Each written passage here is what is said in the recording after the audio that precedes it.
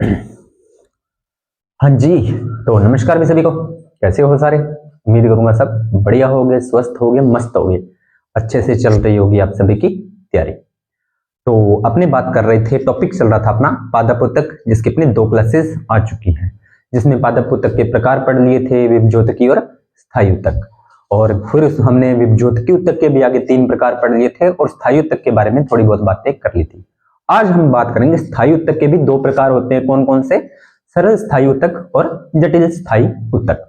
इससे पहले बात करने से पहले मैं आपको 2-3 बातों की जानकारी देना चाहूंगा। जैसे एक तो हरियाणा पुलिस कांस्टेबल की विज्ञप्ति जारी हो चुकी है, तो अगर कोई हरियाणा से बिलोंग कर रहा है तो वो अपना फॉर्म भर सकता है, एलिजिबिलिटी वगैरह वो चेक कर सकता है सारा। अगर आप कहोगे तो उस पर मैं एक शॉर्ट वीडियो बना दूंगा, ठीक है, सारी डिटेल में उस वीडियो में बता दूंगा। और हाँ, उसमें मैंने बस सिलेबस में ज्यादा, क्योंकि मेरा सब्जेक्ट साइंस है तो उसमें जनरल साइंस है इंक्लूड है, तो आप ये क्लासेस देख सकते हो, आपके लिए ये बेनिफिट क्लासेस हैं, देख सकते हो। साइंस आप यहां से कर सकते हो इजीली, आपके क्वेश्चन इसमें से आपको क्वेश्चन मिल जाएंगे। उसके बाद में रेलवे, मिनिस्ट्रियल और आइसोलेट की वो वैकेंसी आ चुकी है, वो भी आप चेक कर सकते हो एलिजिबिलिटी वगैरह वगैरह के आधार पर। तो वो भी आप, उसमें भी आपको पता ही है, मैथ, रीजनिंग, साइंस, जीके, ये सारा पोर्शन होता है, तो वो भी आप कवर कर सकते हो। साइंस उसमें भी इंक्लूड होती है। मैंने कल आपको एक वीडियो में एक बात बोली थी कि जो मैं साइंस करवा रहा हूँ वो ऑल कॉम्पिटिटिव लेवल एग्जाम, हर कंपटीशन एग्जाम के लिए आपके साइंस है, जो पूरी तरह से आपके लिए, मतलब अगर देखा जाए तो इससे बाहर क्वेश्चन नहीं आने की संभावना है। 100% तो नहीं कह सकते, 95% आपको क्वेश्चन यहीं से मिलेंगे। और इसके अलावा भी रेलवे ग्रुप डी की विज्ञप्ति जो पिछली, अभी तो 32,000 वाली पोस्टों के तो एग्जाम चल रहे हैं, और जनवरी में 2026 रेलवे ग्रुप डी जिसकी 22,000 पोस्टेज हैं, उसकी भी मैंने शॉर्ट वीडियो डाल दी है, वो भी आप देख सकते हो। साइंस 25 नंबर की आती है, तो ये अपनी चल ही रही है, आप पिछली सारी क्लासेस जाकर साइंस यहां से कवर कर सकते हो। लैब असिस्टेंट के बारे में मैंने आपको बोला ही था कि जैसे ही मुझे टाइम मिलेगा मैं लैब असिस्टेंट की आपका सिलेबस इस पे डाल दूंगा। चलिए टॉपिक पे आते हैं और करते हैं टॉपिक शुरू। ज्यादा बातें न करते हुए, जिन बच्चों ने हैप्पी न्यू ईयर की शुभकामनाएं दी उनका बहुत बहुत धन्यवाद, सेम टू यू, भगवान आपको कहा। शुरू, बातें होगी बहुत, अब अपने टॉपिक पे आते हैं और करते हैं शुरू। तो उत्तक का जो अपना पहला प्रकार था, कौन सा उत्तक था भाई? सरल स्थायी उत्तक। कौन सा? सरल स्थायी उत्तक। तो आपको यह बात तो कन्फर्म होगी कि जो सरल स्थायी उत्तक है वो सरल स्थायी उत्तक है, जो स्थायी उत्तक का एक प्रकार है। हमने बात की थी सरल स्थायी उत्तक। स्थायी उत्तक 2 प्रकार के होते हैं, सरल स्थायी उत्तक और जटिल स्थायी उत्तक। आज हम सिर्फ सरल स्थायी उत्तक की ही बात करेंगे। एक स्लाइड बनेगी, सरल स्थायी उत्तक है, बिल्कुल गहराई तक पढ़ा रहा हूं तो फिर ऐसे तो है नहीं भाई बागड़े में की वजह रांद काटी है ना, वो चीज नहीं है। चलिए सरल स्थायी उत्तक की बात करें तो ये कह रहा है तो यह उत्तक कौन सा? सरल स्थायी उत्तक होता है जो यह उत्तक समरूप कोशिकाओं का बना होता है। इस बात का मतलब यह है कि इस उत्तक की जो कोशिकाएं होती हैं वो एक जैसी होती हैं, समान होती हैं, समरूप होती हैं, ठीक है। इस बात, समरूप का मतलब होता है एक जैसी दिखने वाली, सम का मतलब समान, रूप का मतलब एक दिखने वाली, ठीक है।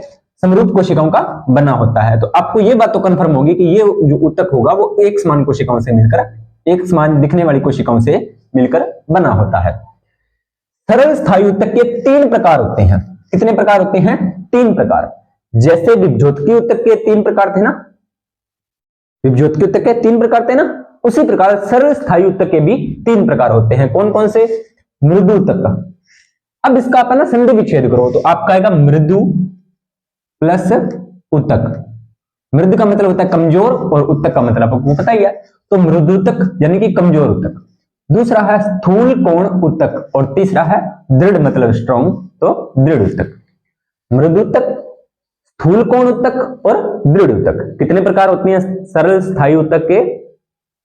सरल स्थायी उत्तक के 3 प्रकार होते हैं। कौन कौन से? मृदु उत्तक, स्थूल कोण उत्तक और दृढ़ उत्तक। ये 3 प्रकार होते हैं। आपको एग्जामिनर यहां से 1 लाइनर क्वेश्चन डाल के पूछ सकता है। क्या पूछेगा? कि निम्न में से सरल स्थायी उत्तक है या निम्न में से सरल स्थायी उत्तक नहीं है। ऑप्शन दे देगा, कोई एक पूछ लेगा, तो इस प्रकार से एमसीक्यू एक बन सकता है। अब अपने बात करते हैं सबसे पहले मृदु उत्तक की। किसकी? मृदु उत्तक की। यहां तक सिर्फ 2 ही क्वेश्चन बनते हैं कि कौन सी समरूप कोशिकाएं, और दूसरा एमसीक्यू वाला कि इन तीनों में से कोई एक पूछ सकता है। चलिए ऐसे करना, आप ना स्क्रीनशॉट ले लिया करो, जैसे ही वीडियो शुरू होती है मेरे बोलने से पहले आप स्क्रीनशॉट ले लिया करो, और बाद में जैसे क्लास खत्म होती है तो उसका स्क्रीनशॉट ले लिया करो, ताकि आप साथ के साथ कॉपी लेके बैठा करो, नोट डाउन किया करो चीजों को। अभी आपने आरपीएससी का रूल देखा ही था, बार बार अपने उसी टॉपिक पर बार करते हुए अच्छे नहीं लगते कि मूल किताबें पढ़िए। उसका कहने का मतलब मोटा मोटा यही था कि गहराई से पढ़िए चीजों को, ठीक है। चलिए, यह बहुत सरल प्रकार का स्थायी उत्तक है। अब हमें भी पता है कि हम स्थायी उत्तक पढ़ रहे हैं तो यह स्थायी उत्तक ही होगा, मृदु उत्तक है तो सरल ही होगा, कोई विशेष बात नहीं है, है ना। यह बहुत ही सरल प्रकार का स्थायी उत्तक है, नाम से ही पता चल रहा है स्थायी उत्तक के बारे में पढ़ रहे हैं, तो कोई विशेष समझाने वाली या पढ़ने वाली बात नहीं है, पर फिर भी हम पढ़ रहे हैं तो हमें भी पढ़ना पड़ेगा। यह बहुत ही सरल प्रकार का स्थायी उत्तक है। अब मृदुत्तक में जो कोशिकाएं होती हैं, क्योंकि उत्तक कोशिकाओं का ही समूह होता है, तो मृदुक में जो कोशिकाएं होती हैं उनकी कुछ विशेष बातें हैं जो आपको ध्यान में रखनी है। कौन सी विशेष बातें हैं? कि मृदुत्तक की कोशिकाएं जीवित होती हैं। पहली बात आपको क्या ध्यान में रखनी है? जीवित होती हैं।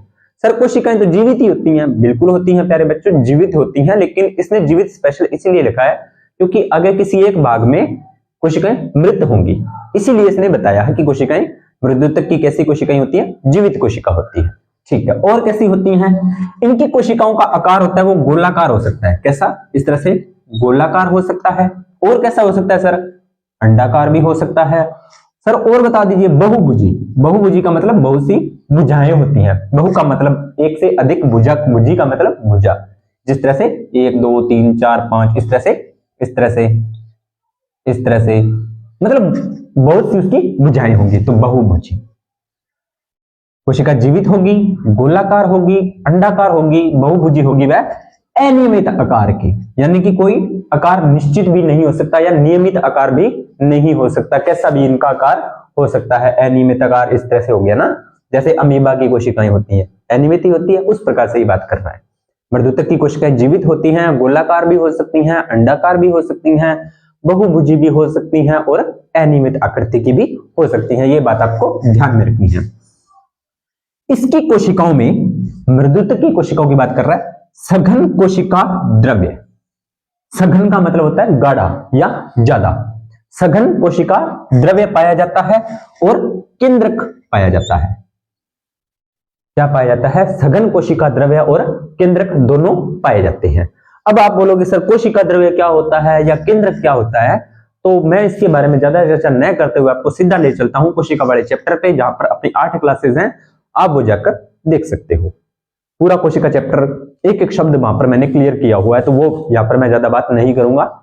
चलिए, कोशिका भित्ति पतली व सेल्यूलोज की होती है। यह भी मैंने कोशिका वाले चैप्टर में बताया है, लेकिन यहां पर लिखी हुई है तो बता देता हूं। हम कौन सा पढ़ रहे हैं? पादप उत्तक पढ़ रहे हैं, यानी कि पादप के बारे में पढ़ रहे हैं। तो आपको पता ही है कि पादप की जो कोशिका भित्ति होती है वो सेल्यूलोज की बनी होती है। किसकी बनी होती है? पादप की कोशिका भित्ति सेल्यूलोज की बनी होती है, तो इसकी कोशिका भित्ति भी सेल्यूलोज की है, कोई नई बात नहीं है, हमें पता ही है इसके बारे में। अगली बात, कोशिकाओं के बीच अंतराकोशिकीय स्थान होता है। क्या होता है? अंतराकोशिकीय स्थान। इस बात का मतलब समझते हैं कि उत्तक है, उत्तक के बीच, अब आपको पता है कि उत्तक बना हुआ है, उसके बीच में क्या है? कोशिकीय स्थान होता है। तो मैं वो समझाता हूं आपको कि कोशिकीय स्थान कैसे होता है।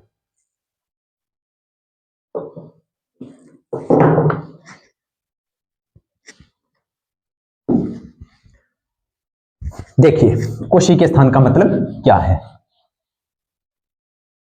इसका कहने का मतलब ये है, अंतराकोशिकीय अवकाश। जैसे मान लीजिए ये कोशिका है, ये एक कोशिका है, ये एक कोशिका है, ये एक कोशिका है, ये एक कोशिका है, ये एक कोशिका है, ये एक कोशिका है, ये एक कोशिका है, ये एक कोशिका है, ये एक कोशिका है, ये एक कोशिका है, ये एक कोशिका है, ये एक कोशिका है, ये एक और ये एक।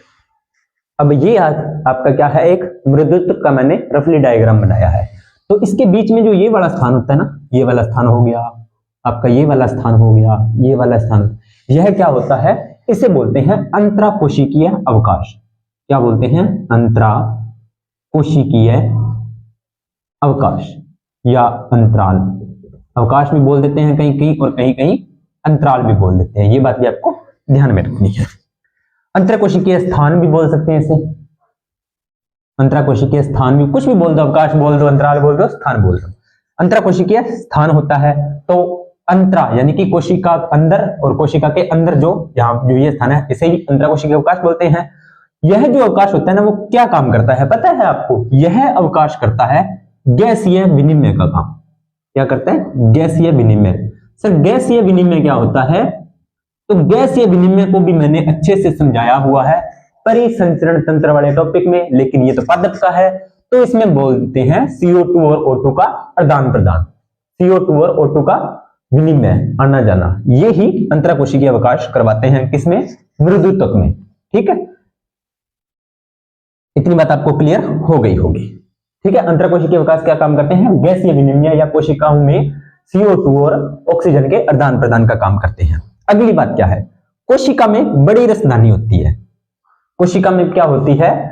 जो मृदुतक की कोशिकाएं होती हैं उसमें बड़ी रसधानी होती है। तो रसधानी पर भी अपने मैंने बताया था कोशिका वाले चैप्टर में, मैंने एक एक शब्द को अच्छे से समझाया है, लेकिन फिर भी यहां पर बता देता हूं। मान लीजिए एक सेल है, कोशिका है, तो इसमें ना इस तरह से बड़ी रसधानी होती है। इस तरह के आपको स्ट्रक्चर दिखाई देगी खाली, इसे रसधानी बोलते हैं। तो ये बड़ी होती है पादप कोशिका में। जंतु कोशिका में ये छोटी होती है, पादप कोशिका में ये बड़ी होती है। तो इसमें रसधानी कैसी होती है? बड़ी रसधानी होती है। ये बात भी आपको ध्यान में रखनी है। चलिए, अब यह जो मृदुतक है वो किस में पाया जाता है? सर पादपों में पाया जाता है। अरे पादपों में तो पाया जाता है, लेकिन पादपों के किस भाग में पाया जाता है? ये आपको ध्यान में रखना है, आपके लिए ये इंपॉर्टेंट लाइन रहेगी। मृदुतक मृदुतक नए तने में, किसमें? नए तना, जो तना नया होगा उसमें पाया जाएगा, नए तने में। पत्तियों की एपिडर्मिस, पत्तियों की एपिडर्मिस, एपिडर्मिस क्या होती है? एपिडर्मिस होती है पत्तियों की बाहर वाली परत बोलते हैं जिसे। ठीक है, एपिडर्मिस पत्ती की सबसे बाहरी परत होती है ना, उसे बोलते हैं एपिडर्मिस। तो एपिडर्मिस में पाया जाएगा। और कोर्टेक्स, कोर्टेक्स आपको वैसे आपको इतना ध्यान नहीं रखना है, लेकिन फिर भी मैं बता देता हूं। जब हम किसी पत्ती की टीएस काटते हैं, कौन सी? टीएस और एलएस के बारे में बहुत बार आपको बता चुका हूं। अगर बच्चे मेरे साथ रेगुलरली जुड़े हैं, कंटिन्यूटी जो बच्चे मेरे साथ को जुड़े हैं, तो उनको मेरे एक एक शब्द का मतलब बताया हुआ है, तो उनको पता भी है सर का इस बात का क्या मतलब है। तो ये मान लीजिए ये किसी पत्ती की जब टीएस काटते हैं तो अपने को कुछ इस प्रकार से स्ट्रक्चर दिखाई देती है। तो ये आपकी एपिडर्मिस होती है, रफली बना रहा हूं मैं। यहां पर जो कोशिकाएं होती हैं इस तरह से लगी हुई, उन्हें कोर्टेक्स कोशिकाएं बोलते हैं। कौन सी बोलते हैं? कोर्टेक्स। तो कोर्टेक्स, यह कोर्टेक्स में भी पाया जाता है। ठीक है, चलिए, यह तने में पाया जाता है, पत्तियों की एपिडर्मिस, और कोर्टेक्स में आपका मृदुतक पाया जाता है। और सर क्या बात है इसकी? कुछ ऊतकों में क्लोरोफिल पाया जाता है। इस बात का मतलब है कुछ मृदुतक ऐसे होते हैं, या कुछ मृदुतक ऐसे होते हैं जिनमें क्लोरोफिल पाया जाता है। अब सीधी सी बात है, क्लोरोफिल पाया जाएगा तो वो क्या करेंगे? फोटोसिंथेसिस, प्रकाश संश्लेषण। प्रकाश संश्लेषण के द्वारा अपना भोजन स्वयं बनाएंगे। बोल बोल के अपने इस बात को पुराना कर दिया है ना, तो इसलिए मैंने ये बात यहाँ पर नहीं लिखी कि ये फोटोसिंथेसिस करते हैं, क्योंकि आपको पता है बायोलॉजी किंग नरेंद्र कुमार के यूट्यूब चैनल से आप जुड़े हो तो ये तो आपको पता ही होगा। क्लोरोफिल, यह ऊतकों में क्लोरोफिल होता है, यानी कि हरित लवक पाया जाता है। और इस वजह से मृदुतक, जिन मृदुतकों में क्लोरोफिल पाया जाता है ना, उन मृदुतकों का एक नाम और होता है जिन्हें बोलते हैं हरित ऊतक। नोट कर लेना, क्या बोलते हैं? हरित ऊतक। जिन मृदुतकों में क्लोरोफिल पाया जाता है ना, उनको बोलते हैं हरित ऊतक। हरित ऊतक एग्जाम कई बार में एग्जामिनर शायद नहीं पूछता, लेकिन आपसे पूछ लेगा क्लोरेनकाइमा। क्या पूछ लेगा? क्लोरेनकाइमा। बड़ा बड़ा लिख दो यहाँ पे, क्लोरेनकाइमा। ये आपको ध्यान में रखना है। क्या बोल देते हैं इसको? क्लोरेनकाइमा। क्लोरेनकाइमा भी बोलते हैं, क्लोरेनकाइमा भी बोल देते हैं, एक ही बात है, आपको ध्यान में रखना है। अब इसको कैसे याद करोगे? अगर नहीं ध्यान में हो ना, तो वही पुराना अपना खेल, शब्दों को तोड़ना। क्लोरीन, तो ये क्लोरीन को आप क्लोरोफिल से जोड़ सकते हो, क्लोरोफिल से। इस काइमा का मतलब काम से। अब क्लोरोफिल क्या काम करता है? फोटोसिंथेसिस करता है, बस दिक्कत काम पे है। इस तरह से चीजें याद कर लिया करो, चीजों को कनेक्ट करने का प्रयास आप करोगे तो चीजें और आसान होती जाती हैं। ठीक, चलिए आगे। जो जलीय पौधे होते हैं, सर जलीय पौधे कौन से होते हैं? जलीय पौधे जो जल के अंदर जलाशयों में पाए जाते हैं, वो जलीय पौधे होते हैं। तो जलीय पौधों में तैरने के लिए, अब जलीय पौधे भी तैरते हैं, हाँ जी बिल्कुल तैरते हैं। जलीय पौधों में तैरने के लिए गुहिकाएं पाई जाती हैं। क्या पाई जाती हैं? गुहिकाएं। और यह गुहिकाएं जो पाई जाती है मृदुतक के बीच में पाई जाती है। इसका कहने का मतलब होता है कि कुछ जलीय पौधों में मृदुतक पाए जाते हैं, उन मृदुतकों के बीच गुहिकाएं पाई जाती हैं जो जलीय पौधों को जल में तैरने में सहायता करती हैं। तो ऐसे मृदुतक या इस प्रकार के उत्तक को बोलते हैं वायोतक। क्या बोलते हैं? वायोतक। क्या बोलते हैं? वायोतक। वायोतक याद रहे तो ठीक है, नहीं तो इसका नाम होता है एरेनकाइमा। क्या होता है? एरेनकाइमा। एरेनकाइमा। अब इसको कैसे याद करोगे? एरेन का मतलब एरोप्लेन। एरोप्लेन हवा में उड़ता है, यानी कि हवा का ये काम करता है, यानी कि तैरने का काम करता है। ठीक है, उस प्रकार से आप इसे याद रख सकते हो। क्लियर? चीजों को बस अब आप बोलोगे सर इसका कोई मतलब ही नहीं बना, सिर्फ दिमाग में कहीं ना कहीं अटकाने के लिए मैं ऐसे शब्दों का यूज करता हूं, ताकि जब आप एग्जाम हॉल में बैठो तो आपको शब्दों का थोड़ा सा फेरबदल हो जाए तो चीजें याद रह जाती हैं। बाकी पढ़ना तो पड़ेगा, सारी चीजें ट्रिक से याद नहीं होती। ठीक है, तो जलीय पौधों में तैरने के लिए गुहिकाएं होती हैं और गुहिकाओं को बीच में मृदुतक के बीच ये गुहिकाएं पाई जाती हैं। किसके बीच में पाई जाती है? मृदुतक के बीच में ये गुहिकाएं पाई जाती हैं और ऐसे मृदुतक को एरेनकाइमा बोला जाता है। ऐसे मृदुतकों को क्या बोला जाता है? एरेनकाइमा बोला जाता है। अब इस मृदुतक के कार्य क्या क्या है? मृदुतक है, कार्य क्या क्या है? कोशिकाओं की विशेषता बता दी, मृदुतक की विशेषताएं बता दी, सारी बातें हमने कर ली। लेकिन अब इसके कार्य क्या क्या है पौधे में? तो एपिडर्मिस के रूप में पौधों को संरक्षण प्रदान करता है। क्या करता है? पौधों को संरक्षण प्रदान करता है। किसके रूप में? एपिडर्मिस के रूप में। पौधों को हरा भोजन का निर्माण, बस सीधी सी बात है, भोजन के निर्माण में भी भोज्य पदार्थों का संचय, जो पौधे भोजन बनाते हैं उसकी स्टोरेज में भी हेल्प करता है। कौन? मृदुतक। ये इतनी खास बात नहीं है कि ये भोजन का स्टोरेज करता है, यह उत्सर्जी पदार्थों का स्टोरेज करता है मृदुतक। ये थोड़ी सी इंटरेस्टिंग है। हमने सुना है कि हम उत्सर्जित पदार्थ को क्या करते हैं? बाहर निकाल देते हैं ना। हम और पेड़ पौधे जितने भी जीव जंतु क्या होते हैं? उत्सर्जित जो पदार्थ होते हैं उसको बाहर निकाल देते हैं। लेकिन यह मृदुतक होता है ना, वो पौधे का जो उत्सर्जित पदार्थ होता है, यानी कि जो पौधे का काम का नहीं होता, तो वो क्या करता है? मृदुतक कहता है भाई आपके काम का तो नहीं है, मैं इसे अपने पास रख लेता हूं। तो पौधे का उत्सर्जित पदार्थ होता है? बिल्कुल होता है। क्या क्या होता है प्यारे बच्चों? गोंद आपने देखा है ना, गोंद। जो 2000 से पहले वाले, सन 2000 से पहले वाले जिन बच्चों का बर्थ है उन्होंने तो गोंद खाया भी होगा। पहले क्या करते थे बताता हूं इसके बारे में। रेजिन होता है, टैनिन होता है, ये पौधे के उत्सर्जित पदार्थ होते हैं, इनका ये संचय करते हैं कौन? मृदुतक।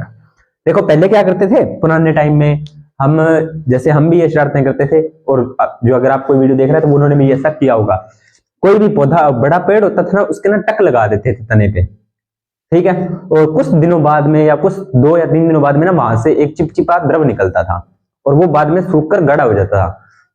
ठीक है, तो वो खाने में भी थोड़ा टेस्टी लगता था, दांत चिपचिपाते थे, वो गोंद होता था। ठीक है, तो वो पौधे का उत्सर्जित पदार्थ होता था।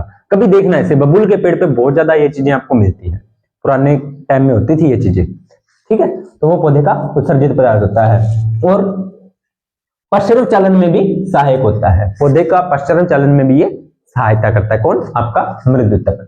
चलिए, मृदुतक से क्या क्या, इतनी स्लाइड से क्या क्या क्वेश्चन बनते हैं वो थोड़ा सा अपने देख लेते हैं, एक बार फटाफट रिवीजन कर लेते हैं। तो सरल स्थायी उत्तक समरूप कोशिकाओं का बना होता है, क्वेश्चन नंबर 1। सरल स्थायी उत्तक के प्रकार, क्वेश्चन नंबर 2। और मृदुतक की कोशिकाएं कैसी होती है? जीवित, गोलाकार, अंडाकार, बहुभुजी व अनियमिताकार, क्वेश्चन नंबर 3। सघन कोशिका द्रव्य, क्वेश्चन नंबर 4। कोशिका भित्ति सेल्यूलोज आपको पता ही है। अंतरा कोशिकीय विकास को क्या बोलते हैं? क्या बोलते हैं भाई? गैसीय विनिमय करवाता है ये, क्वेश्चन नंबर 6। ठीक है, बड़ी रसदानी आपको पता ही है, और क्लोरोफिल पाए जाते हैं ये भी आपको पता है। तो जिन उत्तकों में क्लोरोफिल पाया जाता है उनको बोलते हैं कोलेरेनकाइमा, क्वेश्चन नंबर 7। जलीय पौधों में गुहिकाएं होती है तो उस प्रकार के मृदुतक को बोला जाता है एरेनकाइमा, क्वेश्चन नंबर 8।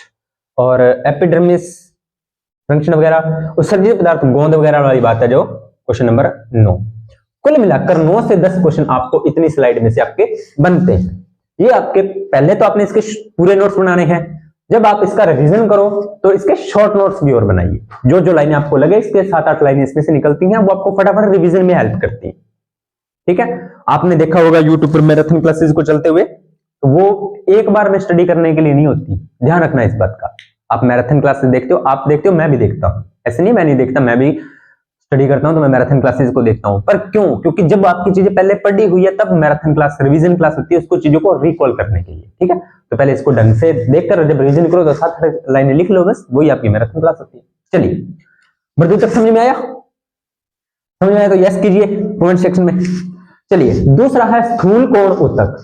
कैसा उत्तक? स्थूल कोण उत्तक। इसकी क्या बातें हैं? इसकी अब ज्यादा बातें नहीं है। इसकी जो कोशिकाएं होती हैं उसमें केंद्रक होता है, बिल्कुल होता है जी। कोशिकाएं लंबी होती हैं, अंडाकार होती हैं, बहुभुजी होती हैं, जीवित होती हैं और रसधानी युक्त होती है। इसमें ये बातें इसने अलग अलग लाइनों में बताई थी, इसने एक लाइन में बात खत्म कर दी कि कोशिका के अंदर केंद्रक पाया जाएगा, कोशिका आकार में लंबी हो सकती है, अंडाकार हो सकती है, बहुभुजी हो सकती है। कोशिका कैसी होगी? जीवित होगी। कोशिका कैसी होगी? जीवित होगी। और रसधानी कैसी होगी? रसधानी इसमें होगी, बड़ी भी हो सकती है, छोटी भी हो सकती है, पर लगातार ज्यादातर इसमें बड़ी रसधानी होती है। ठीक है, चलिए आगे बात करते हैं। क्लोरोफिल उपस्थित होता है, क्लोरोफिल उपस्थित है, सेल्यूलोज होता है। बताइए, आपको कोई नई बात नहीं है। अंतराकोशिकीय अवकाश इसमें होता है ना, वो बहुत कम होता है। ये बात थोड़ी सी इंपॉर्टेंट है। यहां पर देखो, मृदुतक में अंतराकोशिकीय अवकाश था ना, लेकिन इसमें होता तो है लेकिन बहुत ही कम होता है। बस ये बात थोड़ी सी आपके लिए इंपॉर्टेंट रहेगी। अंतराकोशिकीय अवकाश होता है लेकिन बहुत ही कम होता है, ये बात भी आपको ध्यान में रखनी है। चलिए आगे बात करते हैं। पौधे के नए भाग में, यानी कि जो आपका स्थूल कोण होता है वो पौधे के कौन कौन से भाग में? पौधे का जो नया भाग होता है, जैसे तने के एपिडर्मिस के नीचे, तने की एपिडर्मिस होती है तने की बाहरी परत, तो उसके नीचे, इसको समझते हैं थोड़ा सा, इसको थोड़ा सा समझते हैं।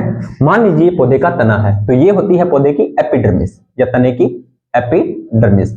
तो इसके एपिडर्मिस के नीचे वाला ये वाला स्थान, यहां पर होता है आपका स्थूल कोण उत्तक। ठीक है, पर्णवृंत में भी, पर्णवृंत के बारे में मैं आपको बता चुका हूं, पुष्पवृंत के बारे में भी आपको बता चुका हूं, पुष्पवती वृंत के बारे में भी मैं आपको बता चुका हूं, पुष्प वाले पिछले अध्याय में इसके बारे में बता चुका हूं। तो इनमें भी ये पाया जाता है, कौन? स्थूल कोण उत्तक। ठीक है, इसके बारे में जड़ों में ये नहीं पाया जाता, इंपॉर्टेंट, जड़ में नहीं पाया जाता। ये स्थूल कोण उत्तक होता है ना, वो जड़ में नहीं पाया जाता। ठीक है, पौधों को यांत्रिक सहायता प्रदान करता है, ये इसका काम है। पौधों को यांत्रिक सहायता का मतलब होता है उसे सहारा प्रदान करता है, यांत्रिक सहायता यही होती है। ठीक है, चलिए इसमें इंपॉर्टेंट क्वेश्चन देख लेते हैं। ये लाइन इंपॉर्टेंट है और एक ये इंपॉर्टेंट है और एक ये इंपॉर्टेंट है और एक ये इंपॉर्टेंट है। इस स्लाइड, इस उत्तर से बनते हैं आपके 4 क्वेश्चन, पिछले से बनने थे 9 और 4 13 क्वेश्चन। तीसरा है आपका दृढ़ उत्तक। नाम से पता चल रहा है दृढ़ है मतलब स्ट्रॉन्ग है। ठीक है, इसकी कोशिका होती है मृत। कैसी होती है? दृढ़ उत्तक की कोशिका कैसी होती है? मृत कोशिका होती है।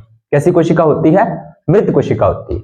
अभी शायद आपको यह चैप्टर बोरिंग लग रहा होगा, मुझे पता है जो बच्चे इस वीडियो को देख रहे हैं उनको आधों को यह टॉपिक बोरिंग लग रहा होगा, लेकिन वही बात है ना, एग्जामिनर वही चीज उठाता है जो आप स्किप करते हो। ठीक है, तो बोरिंग लगे चाहे ना लगे, पढ़ना तो पड़ेगा, कोई ऑप्शन नहीं है, कोई इलाज नहीं है। कोशिकाएं कैसी होती हैं? मृत होती हैं। अब इसको कैसे थोड़ा सा अगर आप याद हो, दृढ़ है, स्थायी उत्तक है तो मृत हो जाती है कोशिका। ठीक है, लंबी होती है, संकरी होती है यानी कि छोटी, दोनों सिरों पर नुकीली। देखो इसका कहने का मतलब ये, अगर अपनी इसकी आप संरचना बनाए तो इसका कहने का मतलब है कि इसकी कोशिका कुछ इस प्रकार से होगी, कुछ इस प्रकार से, कुछ इस प्रकार की कोशिकाएं होती हैं। आप 10th क्लास की एनसीईआरटी देखोगे ना तो वहां पर आपको कुछ इस तरह का डायग्राम दिखाई देगा। ठीक है, कुछ इस प्रकार। तो ऐसी कोशिकाएं आपकी कौन सी होती हैं? दृढ़ उत्तक की कोशिकाएं होती हैं। ठीक है, इस प्रकार का आपको डायग्राम देखने को मिलेगा 10th क्लास या 11th क्लास की जो आपकी बायोलॉजी की किताब है उसमें आपको देखने को मिल जाएगा। अब कोशिका कैसी है? मृत है। कोशिका मृत है तो जीव द्रव्य क्या होगा? नहीं होगा। जीव द्रव्य होगा? नहीं होगा। बताइए आपको, कोशिका मृत है तो जीव द्रव्य कैसे होगा? बात खत्म। कोशिका भित्ति होती है ना, वो लिग्निन के जमाव के कारण मोटी हो जाती है। लिग्निन एक रसायन होता है, बड़ा बड़ा लिख देता हूं, लिग्निन, लिग्निन, लिग्निन रसायन होता है, तो उसके जमाव के कारण इनकी कोशिका भित्ति मोटी हो जाती है। अंतराकोशिकीय अवकाश नहीं पाया जाता, ये इंपॉर्टेंट है, अंतराकोशिकीय अवकाश नहीं पाया जाता। कोशिका मृत है अब आपको ध्यान क्या रखना है, दृढ़ की कोशिका मृत होगी और लंबी, संकरी और दोनों सिरों पर नुकीली। ठीक है, एक क्वेश्चन। जीव दृढ़ अनुपस्थित है, कोई बड़ी बात नहीं है क्योंकि कोशिका मृत है, तो कोशिका भित्ति लिग्निन के जमाव के कारण मोटी। Question number 2। और अंतरा कोशिकीय अवकाश नहीं पाया जाता, क्वेश्चन नंबर 3। ये आपके 3 क्वेश्चन इसमें से बनते हैं। आगे 4 लाइन और क्या है वो देख लेते हैं। कोर्टेक्स पेरिसाइकिल में पाया जाता है, यानी कि कोर्टेक्स मैंने आपको दिखाए थे ना इस तरह से, ये कोर्टेक्स वो पेरिसाइकिल संवहन मंडल में पाए जाते हैं। संवहन मंडल यानी कि जाइलम फ्लोएम की बात कर रहे हैं यहाँ पे, तो जैन संवहन मंडल के बीच में कोर्टेक्स पेरिसाइकिल यानी कि साइकिल के चक्र के रूप में ये पाए जाते हैं। कौन? आपके दृढ़ ऊतक।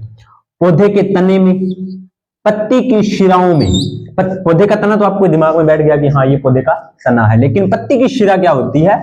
मैंने जब आपको पत्ती की स्ट्रक्चर दिखाई थी उसके बीच में जो लाइनें सी आपको बनाकर दिखाई थी ना, वो होती है पत्ती की शिरा। फल व बीजों के आवरण, और ये कह रहा है कि जो आपका दृढ़ ऊतक है ना वो कहां कहां पाया जाता है? तो पौधे के तने में पाया जाता है, पत्ती की शिराओं में पाया जाता है, फल व बीजों के आवरण में पाया जाता है। और कहां पाया जाता है? यहां तक तो कोई खास बात नहीं है, लेकिन खास बात क्या है? ये होता है कि नारियल का बाहरी रेशेदार छिलके में भी होता है। कौन? आपका दृढ़ ऊतक। नारियल के बाहरी रेशेदार छिलके में क्या होता है? दृढ़ ऊतक होता है। कभी आपने देखा होगा नारियल का, जब आप नारियल लेके आते हो बाजार से, तो उसका जो सूखा हुआ भाग होता है वो छिलका होता है ना, उसको आप जैसे देखते हो वो रेशेदार होता है। तो अगर आपको ऐसा कोई चीज नारियल के अंदर अगर पूछा जाए या नारियल के फल के अंदर अगर पूछा जाए, तो जो आपका दृढ़ ऊतक होता है वो सर्वाधिक या प्रचुर मात्रा में होता है। प्रचुर का मतलब भरपूर मात्रा में आपका होता है। ठीक है, ये बात आपको याद में रखना है। आगे, यांत्रिक सहारा प्रदान करता है, आंतरिक भागों की रक्षा करता है, पौधे को दृढ़ता व लचीलापन प्रदान करता है। कोई खास बात नहीं है। अब इसमें आपको क्या ध्यान रखना है? ये वाला, पौधे का तना, पत्ती की शिरा, फल, बीजों के आवरण और नारियल का बाहरी रेशेदार भाग। ठीक है, कुल मिलाकर आपको 2 क्वेश्चन याद से, 3 और 5 कितने? 9 और 9 18। कुल मिलाकर इस स्लाइड से आपके 20 क्वेश्चन बनते हैं। सर इतने क्वेश्चन आएंगे एग्जाम में इतने में से? आप तो हर स्लाइड में से 20-30 क्वेश्चन बना देते हो, इतने इतने थोड़ी याद होते हैं, ऐसे थोड़ी होता है। क्या करें, ऐसा ही होता है भाई। ठीक है, हर लाइन आपको लिखनी पड़ेगी, हर लाइन आपको तैयार करनी पड़ेगी। एग्जामिनर कहीं से कुछ भी पूछ सकता है। बात वही है कि मेहनत तो करनी पड़ेगी ना। जैसे मैं आपको पढ़ा रहा हूँ, आप पढ़ रहे हो, अब कई बच्चों के मन में विचार आता है, सर आपको क्या फायदा? तो मैं इसके बारे में चर्चा कर चुका हूं कि मुझे क्या फायदा मिल रहा है। आपके याद हो ना हो, मुझे ही हो रहा है। लेकिन जो बच्चे मेरे क्लास, जैसे मैं 1 या 2 कमेंट डेली देखता हूं, मैं उनको बोलता हूं कि मैं उनका नाम लूंगा, लेकिन जिसमें डेली कमेंट्स आते हैं, तो एक तो राहुल नाम की आईडी है, वो मेरा ऑफलाइन का स्टूडेंट है जिसका नाम रोशन है। वो देखते हैं क्लासेस को और डेली वो क्लासेस के साथ अपडेट रहते हैं। और एक स्टूडेंट है विनोद चौहान नाम की कोई आईडी है, उनका डेली कमेंट आता है। एक लकी बिका नाम की कोई आईडी है, उनका डेली कमेंट आता है। इस तरह से जो पढ़ने वाले स्टूडेंट है वो डेली हर वीडियो पे कमेंट करते हैं। मतलब इसका क्या है, कई बार क्या होता है वीडियो में ना, वीडियो के लास्ट में आवाज स्किप हो जाती है, तो वो फिर भी मतलब वीडियो को पूरा देख के बोलते हैं सर इस वीडियो में आवाज का इशू है, नहीं आ रही, या वीडियो में साफ नहीं दिखाई दे रहा। वो कमेंट क्यों करते हैं? क्योंकि वो क्लासेस को देखते हैं, उनको पता लग रहा है। तो ऐसे बच्चे होते हैं, वो क्लास को सपोर्ट करते हैं, तो हमें भी अंदर से पता चलता है भाई हाँ पढ़ाने का मन है। ठीक है, जैसे अपनी पहली क्लास आई थी भौतिक रासायनिक परिवर्तन की, उसमें बहुत सी चीजें कमियां थी, और आज वाली क्लासों में बहुत कुछ सुधार हो चुका है। धीरे धीरे और सुधार होता जाएगा, है ना। अब एक बार एक हमारे टीचर हैं, तो वो हमारे यहाँ पे बायोलॉजी किंग नरेंद्र कुमार है, वो पढ़ाते हैं, रवि सर जानते ही हो आप। तो उनसे हम बैठे बात कर रहे, तो एक किसी का फोन आया था, वो बात करने लग गए कि सर 3 महीने तो सिलेबस हो जाता है, आपने तो 10-12 महीने लगा दिए। तो देखो 3 महीने में भाई बात है, रान काटनी है तो काट देंगे, कोई बात को नहीं, लेकिन अच्छे से करवा रहे हैं। पूरा 40-50 मिनट की क्लास होती है उस तरीके से। ठीक है, तो ज्यादा बातें नहीं करते हुए मिलते हैं नेक्स्ट वीडियो और नेक्स्ट टॉपिक के साथ। तब तक आप सभी का धन्यवाद।